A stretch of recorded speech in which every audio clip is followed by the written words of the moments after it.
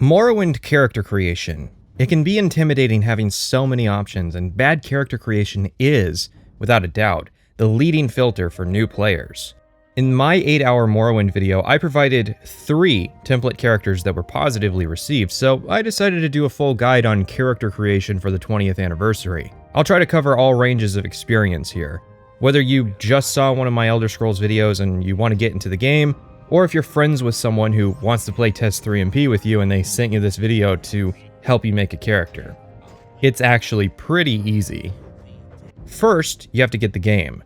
GOG is offering to discount the game 70% the day this video releases, plus they generally list the game for cheaper than Steam. I do get a cut if you use my link, but it's going to the Skyrim video. If you're trying to get your friends to play TES 3MP, telling them that it is cheap is a pretty good selling point, especially since there aren't really any advantages offered by Steam integration for Morrowind, plus the GOG version comes with the Master Index plugin already downloaded.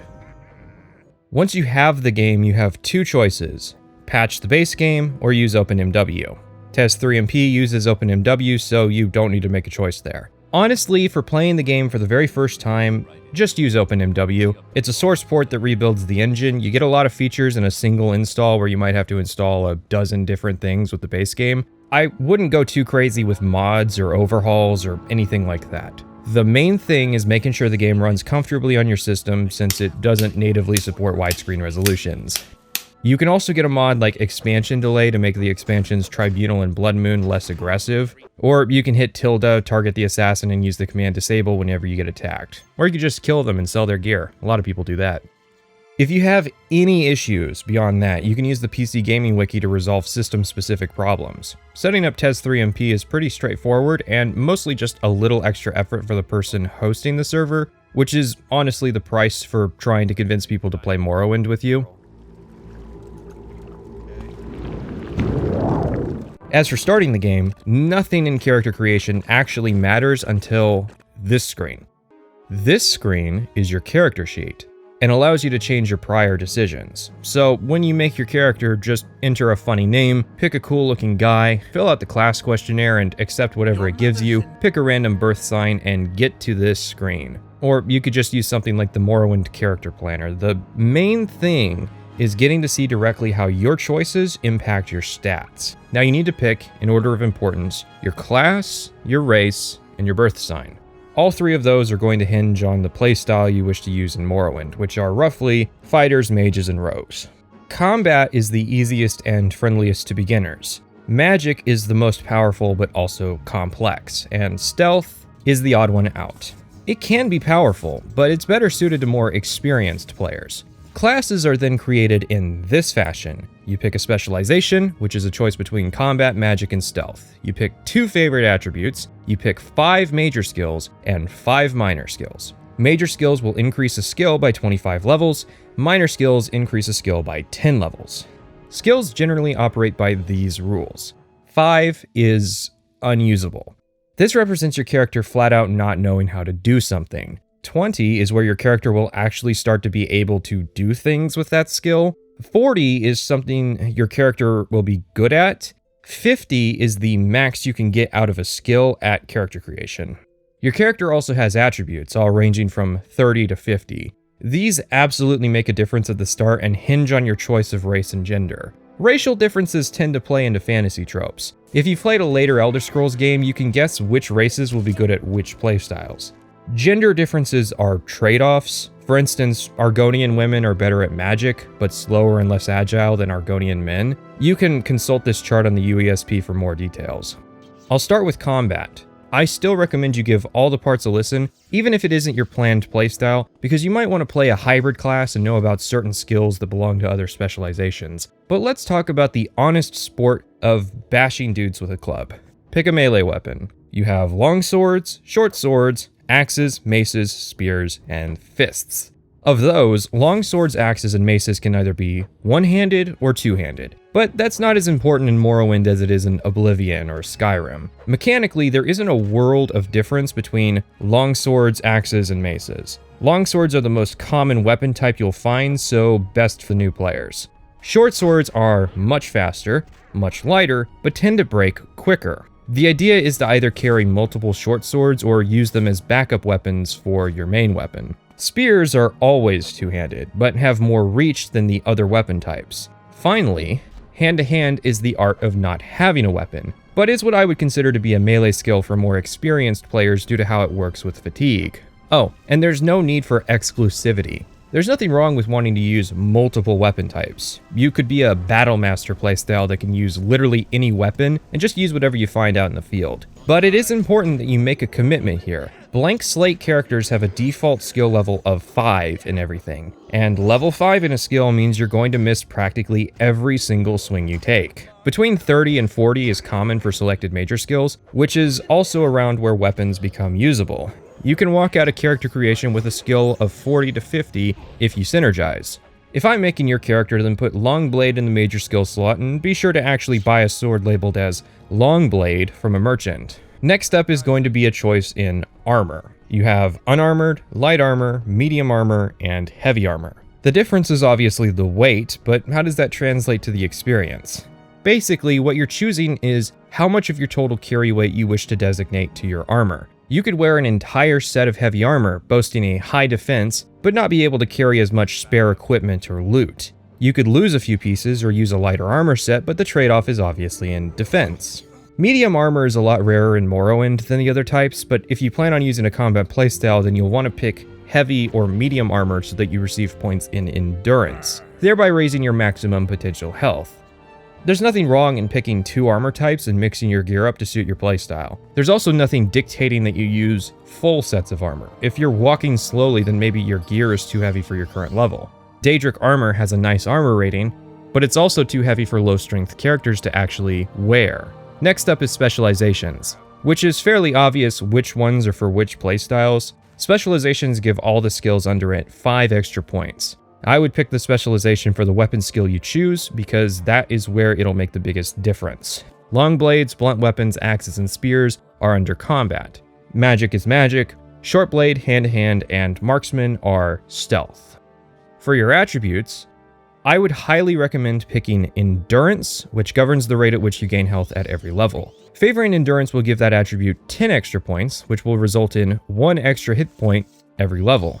Health is universally useful in single-player Morrowind, making endurance very important. Although if you're playing cooperatively and know that you won't be taking the bulk of the damage, you could actually go without it. Some people also prefer speed, utilizing their speed in combat to dodge attacks. At this juncture, combat has 2 meaningful attribute choices: strength or agility.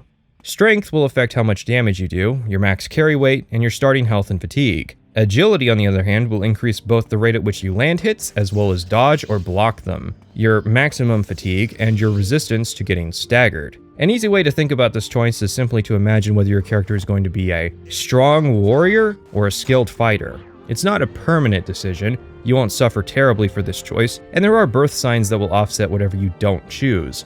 Personally, if you can't choose, I would go with agility. Being able to land hits more often is much more valuable to new players than being able to hit things really hard, especially since the difficulty affects how much health enemies have, not how often you can hit them. Finally, you have the skills.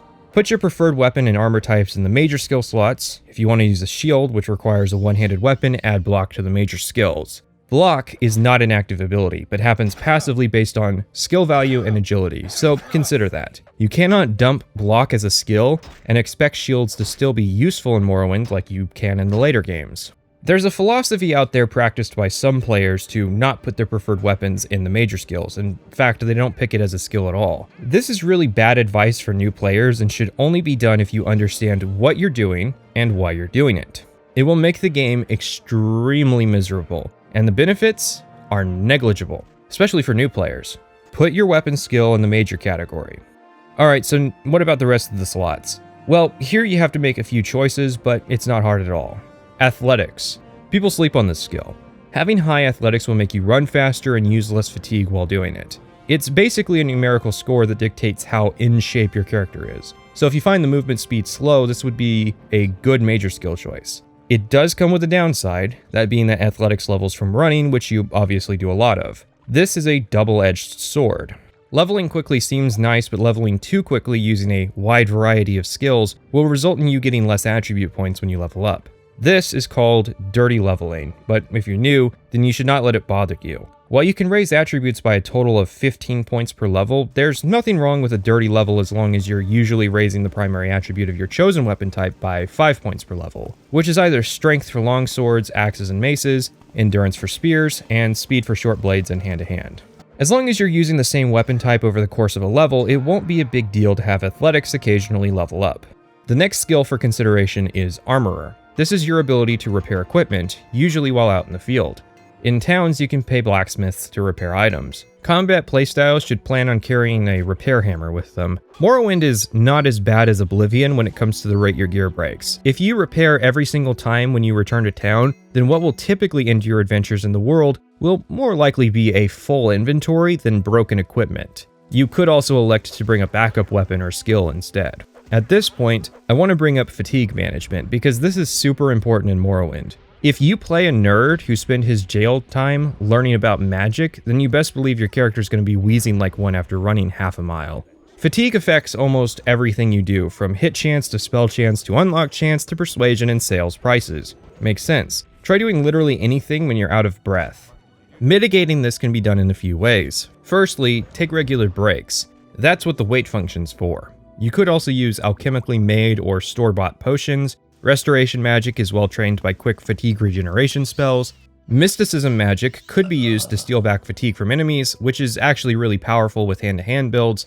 Fatigue is also a flat combination of your strength, willpower, agility, and endurance, so the simple way to improve your fatigue management would be to simply level those attributes. Another thing for combat playstyles to consider are locks, which combat has no direct answer for. You have 3 options to this problem: scrolls and enchanted items, lock picking, and alteration spells. Otherwise, you just won't have access to locked chests and doors, which there are a lot of in Morrowind. The first isn't a skill, but rather a routine gold expenditure, typically picking up some open scrolls at the Mages Guild before heading out on adventures. The second is a stealth skill called Security, which will also require you to have some lockpicks and probes. The third is a magic skill called Alteration, which will cost you magicka. I'll detail those in their relevant sections, so stick around if you think you might want to use skills instead of scrolls. If you're playing cooperatively, then only one person really needs to be able to break locks, allowing you to specialize your characters.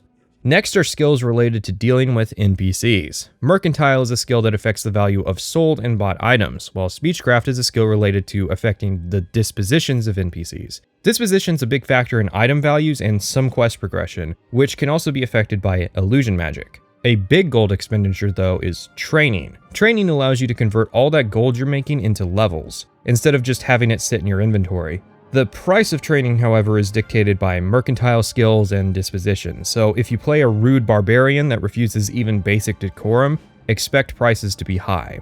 Combat, again, has no direct answer to these situations, so it may be prudent to pick these as skills, even as just minor skills. Another option is personality as an attribute, which will raise dispositions, but honestly, if you're a new player, then your primary focus should be on combat attributes. Now let's talk about your choice in race.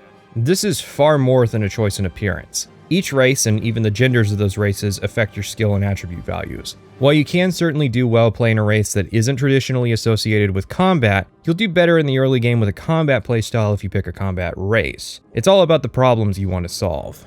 A good example are Imperials, which suffer somewhat with thief attributes but do really well with personalities, so they do better with the aforementioned NPC problems. Imperials also get a power called Voice of the Emperor, which charms NPCs by 25 to 50 points daily, which raises their disposition by that value, and can absorb fatigue 200 points every day as well, which is really good for combat playstyles. Nords are really strong, but not as suited to magic or stealth. Orcs are strong and have high endurance and magic resistance, meaning more health, but are the worst at stealth, magic, and personality. Orcs can also go berserk daily, which turns them into melee glass cannons. Red Guards are also bad at magic, but strong and enduring and can do a daily adrenaline rush that's very powerful in combat. It's basically the equivalent of being 10 levels stronger for 1 minute. The final choice to consider for combat is Dunmer, which are pretty average, but actually receive a movement speed benefit, as well as the fact that all races receive disposition boosts with fellow members of their race, and since Morrowind's the Dunmer province, you'll get the most benefit from that by playing a Dunmer. However, while powers and attribute bonuses are nice, the big thing with your choice in race are the skills. Each race gets various buffs to skills, which can actually be pretty significant when synergized with your choice in weapon. Red guards, for instance, get 15 extra points to their Longblade skill, which is why you should play around with your racial choices on the character sheet to see how much they affect your class. Picking Red Guard and using Longblades means you'll have a much easier time in combat. In fact, it's pretty much my go-to suggestion for first-time Morrowind players. You could also go with what looks cool. I guess that's an option. Just understand that that comes at a premium in Morrowind.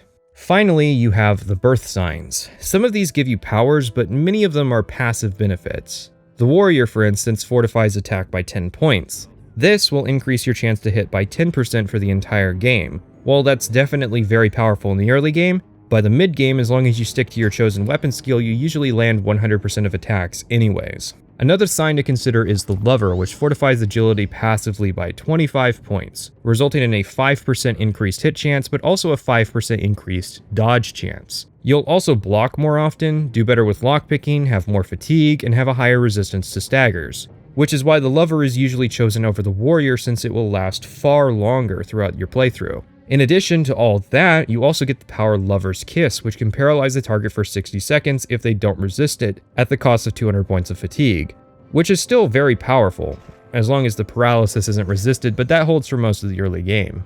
Those are mainly if you decide to pick a non-traditional combat race. If you're playing a combat playstyle with a combat race, then you may want to shore up your weaknesses in your character. The Steed, for instance, will fortify your speed by 25 points, causing you to move significantly faster, which is a big deal if you pick a slow race like Orc or use heavy armor. The Steed also stays useful for the entire game since speed continues to scale past level 100. The Lady, meanwhile, will fortify your personality by 25 points as well as your endurance. Normally, fortify endurance does not affect health gains per level, but the Lady is the one exception to that rule. If you want an insanely high health pool in addition to doing better with NPCs, this is a strong contender. The Shadow will provide a minute of invisibility daily. Invisibility is broken by interaction with objects, so it's highly situational. For instance, you might want to use it to avoid fighting a particularly tough enemy. The Tower will provide you with a daily power to open a 50-point lock, which is the middle of lock difficulties. While a decent way to offset a lack of any security options, you'll still need some ways to open lock levels higher than 50.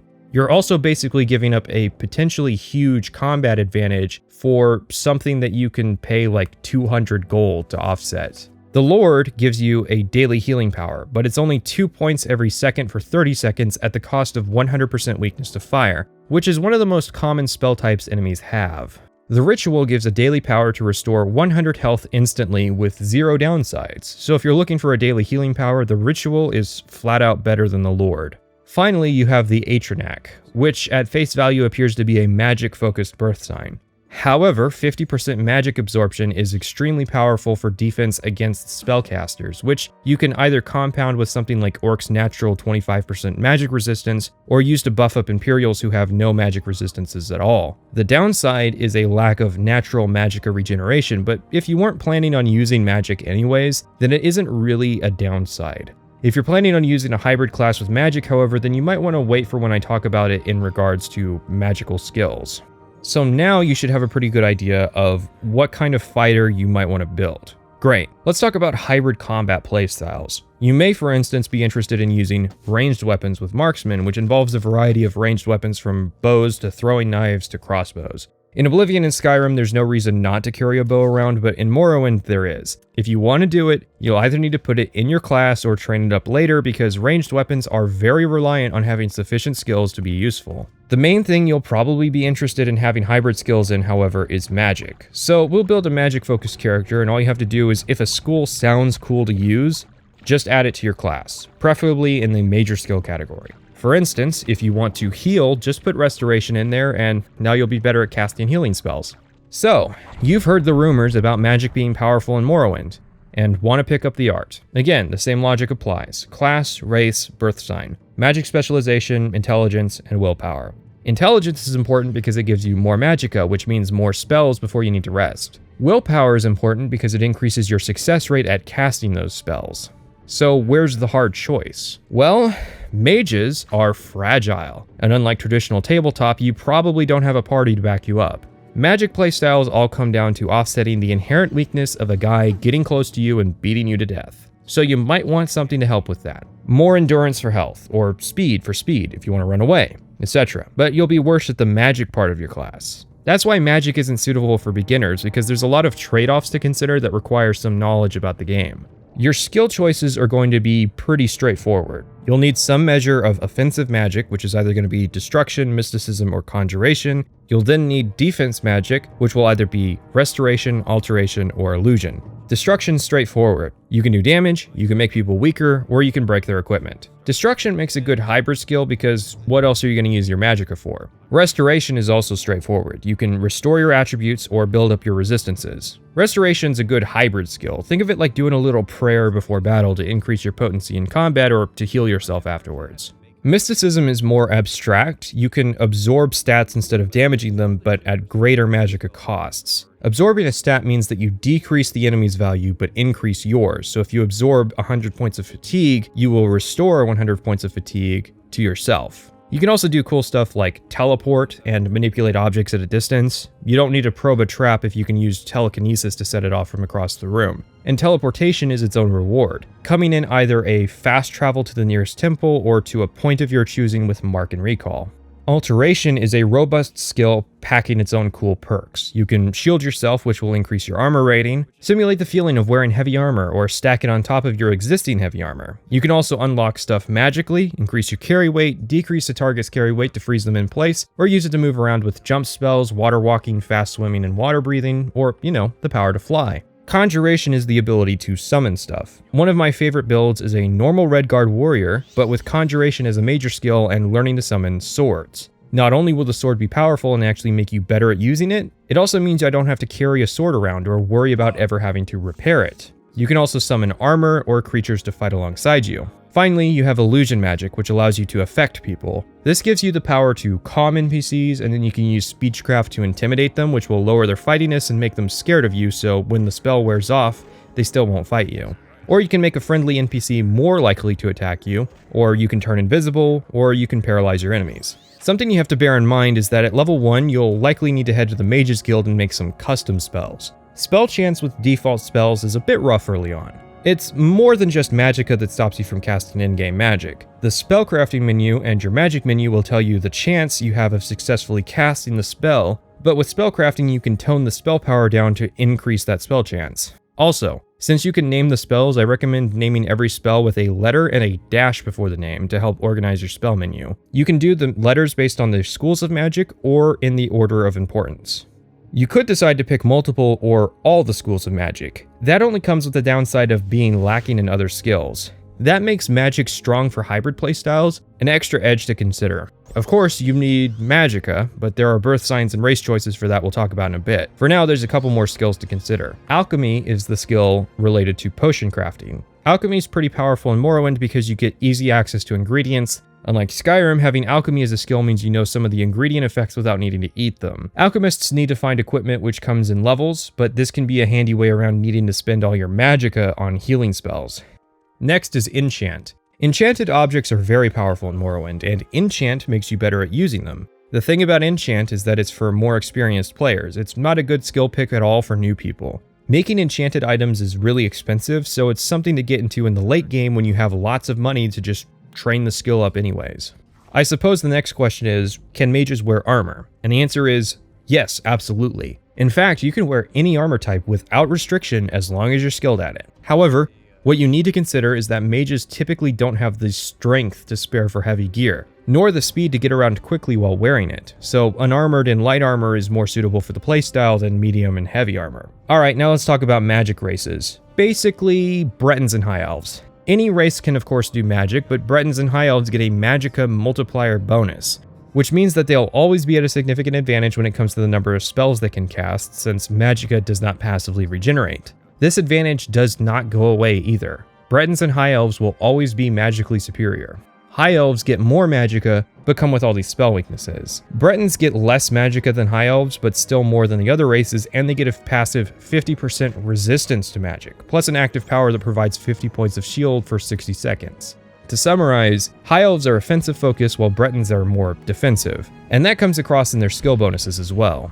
But what if you want to play literally any other race? Well, not to worry, it's all about the trade-offs. You'll have less magicka, but you can make up for it in other ways, like not being physically made of glass. Argonians, Imperials, Wood Elves, Khajiit, and Dark Elves are decent picks. Nords, Orcs, and Redguards are going to be the worst picks. Again, this is in regards to the early game. Obviously, you can make an Orc Wizard happen. It all comes together with the birth signs. The Mage, the Apprentice, and the Atronek are all birth signs which will provide you with more magicka with increasing downsides. The Mage has no downside, the Apprentice will make you weaker to magic, and the Atronek will give you the most magicka but take away your magicka regeneration from resting, meaning that you'll have to either absorb spells or use potions. If you are a new Magic player, I would honestly avoid the Atronek until you're prepared for the lifestyle of not being able to rest and getting all your blue juice back. As for the other two, it depends on your race choices, and honestly, you don't encounter too many spellcasters until the mid-game. Like if you're an Orc, you can get magicka comparable to a High Elf with less weaknesses just by using the Apprentice. Your other choices in birth signs is super easy with magic because most of them now don't apply or are superfluous. Like, what's the point of having a daily unlock power when you could just have a spell that unlocks stuff? You could also use the Lady to boost your endurance and personality, lose some magicka in exchange for more health. The Steed allows you to get around quicker, and you could bob and weave using touch spells in combat. But personally, I would consider looking into magically augmenting your speed instead of picking this birth sign. Alright, now let's talk about stealth playstyles and round this video out.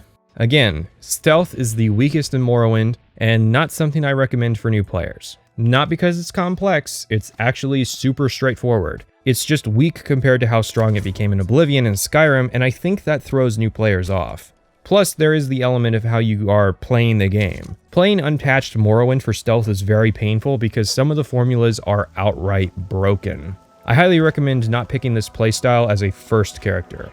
It's the same logic as a combat build. Pick a weapon type. There's no such thing as stealth weapons, so you can play a sneaky guy who uses a sledgehammer. Marksman is popular for its ranged advantages, plus it's an agility skill. Shortblade is also popular because it's a speed skill. Armor also doesn't matter as much to stealth, although light armor is preferred because it is an agility skill. The main thing is that you're obviously going to need the sneak skill, and I highly recommend also bringing illusion as a major skill because stealth in Morrowind relies on magic to actually function. But what about attributes? You need agility, because it buffs your ability to sneak and land hits with bows. Honestly, outside of agility, it's a free market.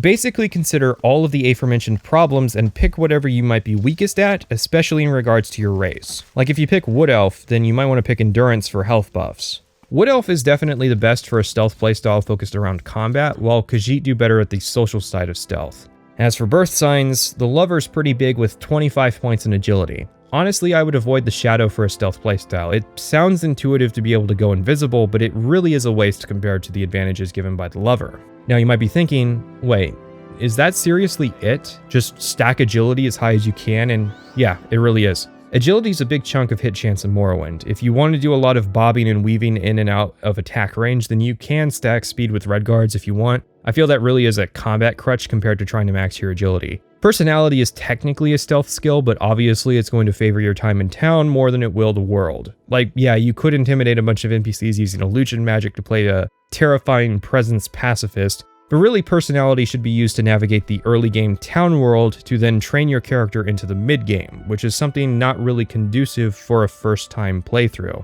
And that's pretty much everything. Morrowind is one of those games where your first character is basically a trial run while you dial in the mechanics so that you can understand what you actually enjoy and should prioritize. That's why I recommend people not invest themselves too heavily into any of the major quest lines until they know they have a character they really like. You could also look into the dark arts of exploits to make your character extremely powerful, although honestly, I would not. You only get to enjoy Morrowind for the first time once. I suggest you do it authentically. In summary, ignore the Iron Dagger and pick skills you plan on using. Thanks to the patrons for allowing me to make this video alongside my Skyrim video. They get early access to my work as well as a place in the credit sequences of my videos. I also want to thank GOG for offering a deal for the 20th anniversary. I've been getting a lot of sponsorship offers lately, but most of them seem pretty difficult to naturally integrate into my style of video, nor do they seem particularly to offer anything useful to my viewers.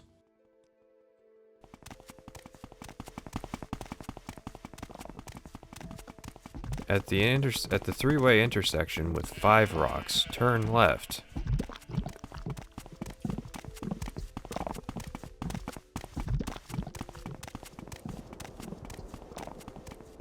Oh, we're coming up on another Dunmer stronghold. I think this one is Kogarun. It's gotta be. There's none further east of here.